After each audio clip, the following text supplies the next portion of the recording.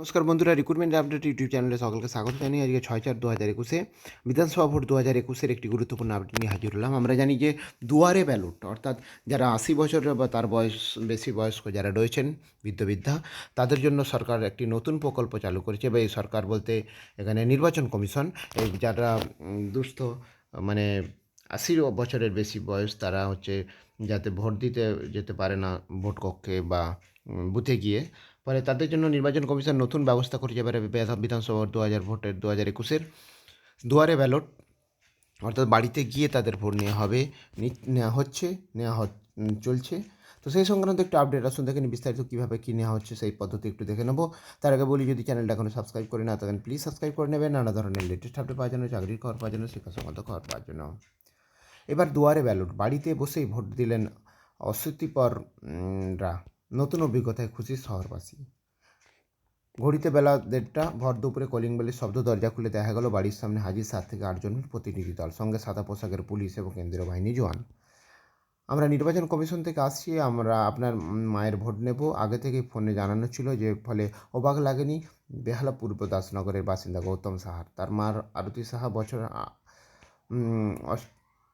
88, বৃদ্ধা, এতদিন ধরে ঘরবন্দি, পায়ে ব্যথা, চোখ অল্প দেখেন, ফলে বুথে গিয়ে ভোটদানের সুযোগ নেই, তাই বাড়িতে বসেই ভোট দিলেন। নির্বাচন কমিশনের প্রতিনিধি 3 দলের প্রতিনিধিদের নিয়ে ঘরে ঢুকলেন।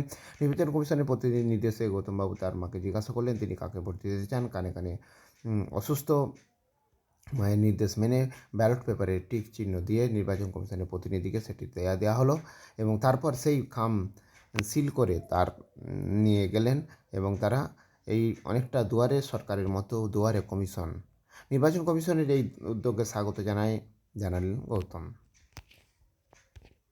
এরকম অভিজ্ঞতা যাদবপুর কেন্দ্রের লেক স্টেট দাসের পরিবার। সেখানে দুপুরের দিকে বাড়িতে এসে ভোটকর্মীরা ব্যালট পেপারে ভোট নিয়েছেন এবং ভোট দিয়েছেন।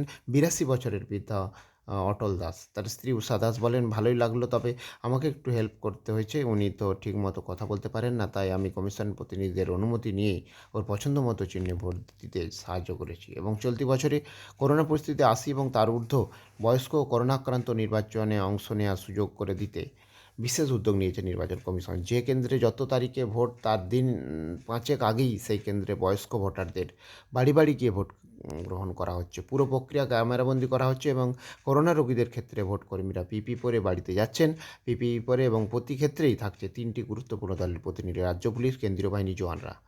এবং প্রতিনিধি যাওয়ার আগে দিন রাতে ফোন করে জানিয়ে দেওয়া হচ্ছে দুপুর 12:30 থেকে বিকেল 4:30-র মধ্যে চলছে এই অভিনব ভোট গ্রহণ পর্ব।